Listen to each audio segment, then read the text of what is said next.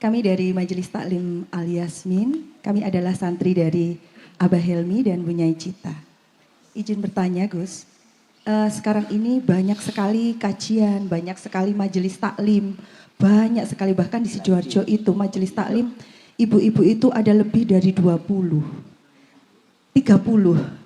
Tapi mengapa sekarang ini semakin banyak kerusakan, sing boten karu-karuan, sampai dengan Abah Helmi itu pernah dawuh ke kami begini, ayo Kak Ros, kita berdakwah sampai dengan kiamat kurang 2 hari gitu.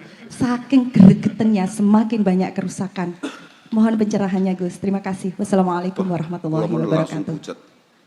Aku langsung pucat kok malah pencerahannya. Saudara Helmi, jawab, umatmu yuk.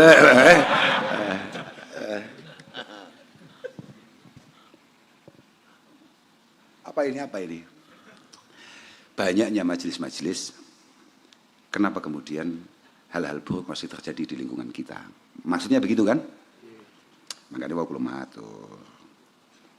Tidak semua kemudian, saya juga nggak ngomong bahwa, makanya saya selalu merasa bahwa, kenapa saya sangat enteng ketika ngomong bahwa, majelis ini ditutup nggak apa-apa.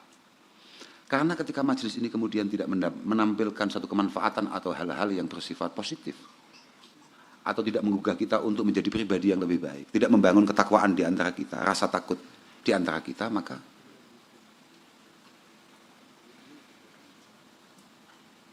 sangat pantas untuk kemudian majelis ini dievaluasi. Kak Baleninah ya.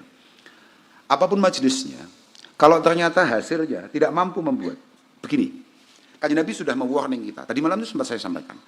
Kanjeng Nabi itu sudah mengingatkan kita untuk hati-hati betul. Karena akhir zaman itu akan ada beberapa penyakit yang sangat banyak sekali, fitnah yang sangat banyak sekali. Itu semua diawali dari hilangnya 4 hal. Yang pertama itu adalah al-khusyuk, summal wara', summal amanah, summal ulfah. Dan ini semuanya sebetulnya kalau kita mau jujur, itu semuanya ada di majelis-majelis itu muaranya. Penyakit pertama yang dimiliki oleh umat Mbah Kanjeng Nabi Shallallahu Alaihi Wasallam adalah hilangnya rasa khusyuk pada dirinya. Khusyuk itu kadang-kadang atau sering-sering bahkan itu kemudian kita artikan khusyuk itu hanya ada di sholat. Padahal enggak, khusyuk itu adalah kesadaran penuh bahwa semua perilaku kita, semua nafas kita, semua pergerakan kita dalam pengawasan Allah Subhanahu Wa Taala. Itu khusyuk, paham enggak? Rasa malu yang luar biasa akan Allah Subhanahu Wa Taala yang terus mengawasi, yang kemudian mampu menekan semua keburukan yang ada dalam otak dan pikiran kita. Kak baleni mana? Yang pertama hilang dari umat Mbah Kanjeng Nabi itu adalah akhlul khusyuk, yakni dominasi kesadaran dalam otak kita bahwa kita selalu diawasi oleh Tuhan, yang kemudian kita kehilangan rasa malu. Makanya dikatakan al-haya minal iman. Rasa malu yang hilang pelan-pelan, bahkan plus, hilang kabeh, yang membuat kemudian kita tidak punya sungkan-sungkannya dengan Allah Subhanahu wa Ta'ala. Awal itu jauh luweh sungkan dengan CCTV Indomaret daripada CCTV ini Allah Subhanahu. Kowe ngutil kok ketok itu adalah posisi sing mati dari CCTV yang ada, awakmu tatak.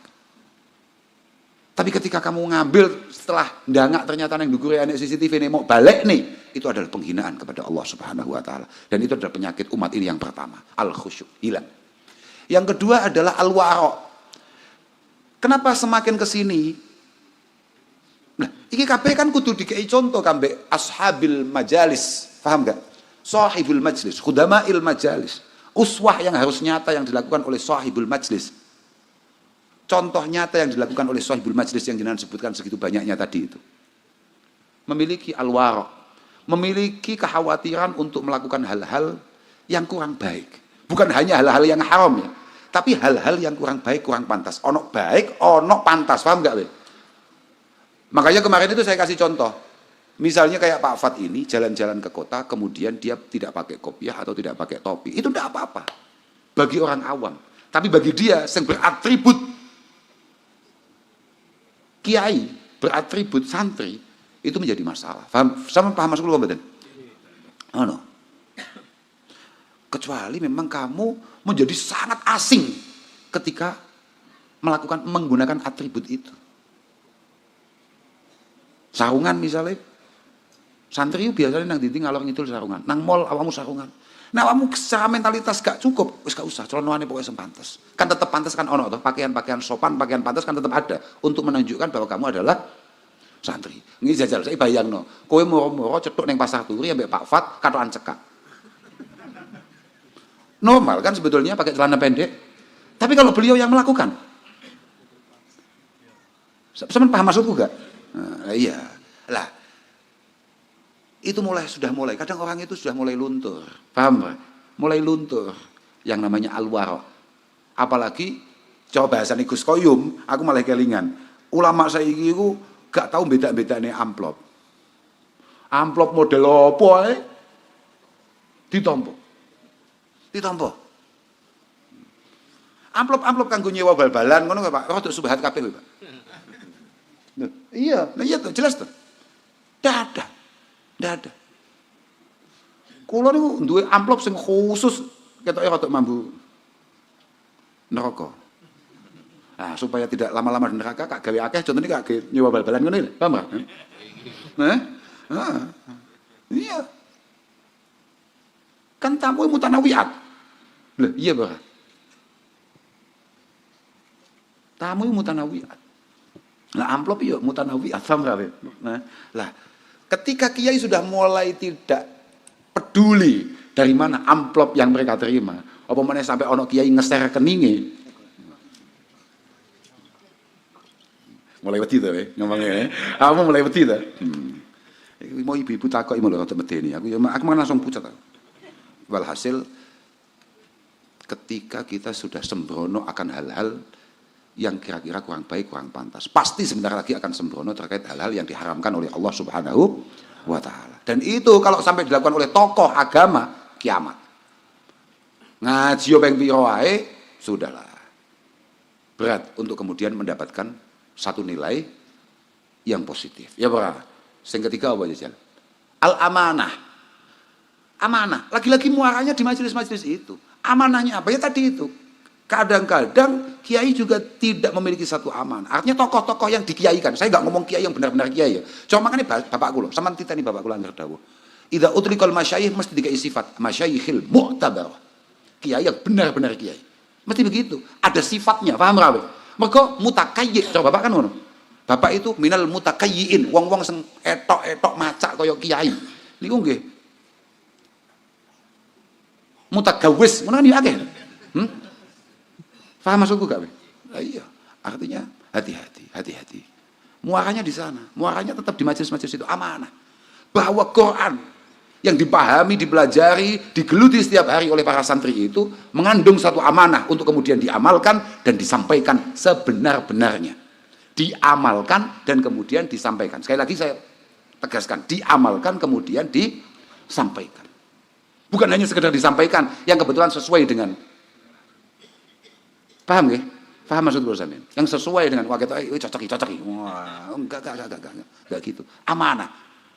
Yang hilang dari umat ini setelah hilangnya kesadaran diawasi oleh Allah Ta'ala, ketiadaan rasa malu untuk melakukan hal-hal yang kurang baik, kemudian adalah bahkan amanah itu merenggut nurani para ashabil majalis, pemangku majelis. Yang terakhir apa? Al-ulfah.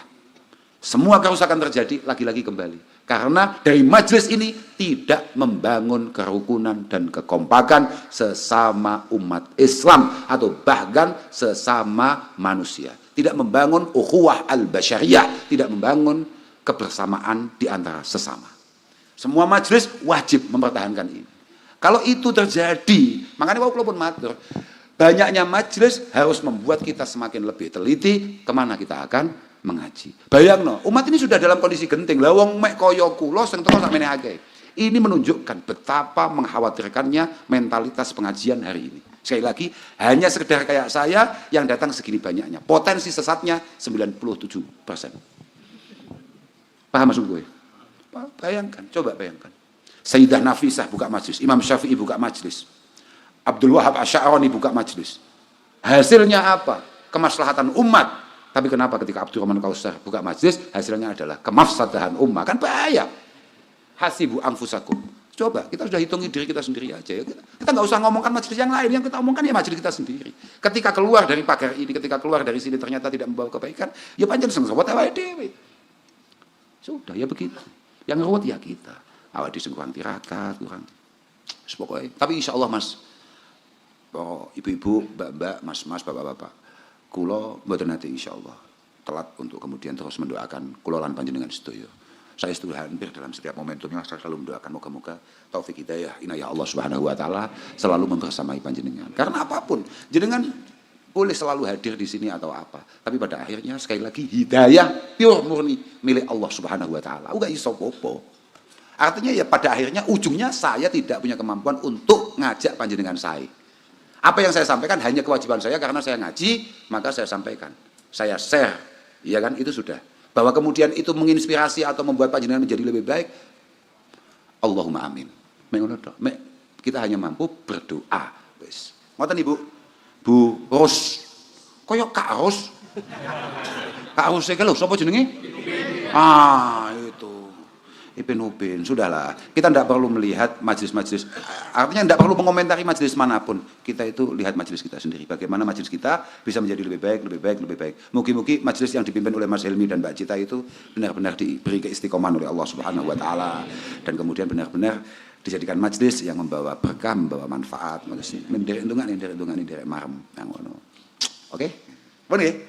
Sudah ibu-ibu sudah selesai semua? Wonten setunggal malih Gus, jamaah putri. Oh, ini ibu-ibu itu gak ngatasi aku. Bon, betul ini kalau soal ibu-ibu liane. Monggo Mas Buli. Sing oleh nyorai ya ibu-ibu liane. Nek awakmu melu-melu nyorai, kiamat kowe. Paham gak ya?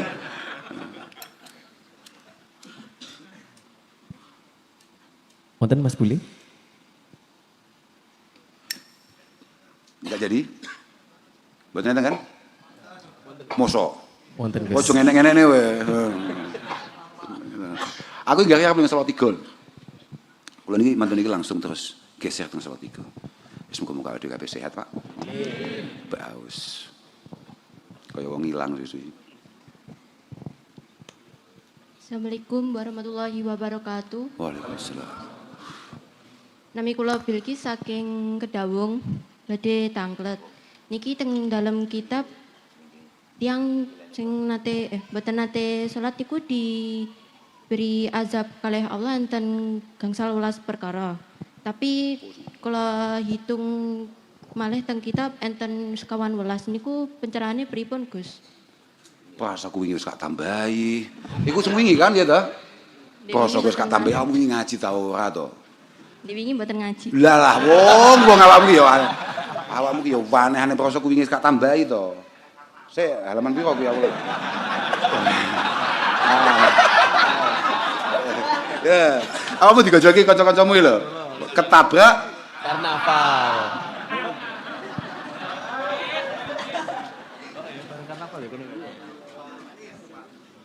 Wah, ngene malah goleki halaman piro ku ya. Aku lali ya.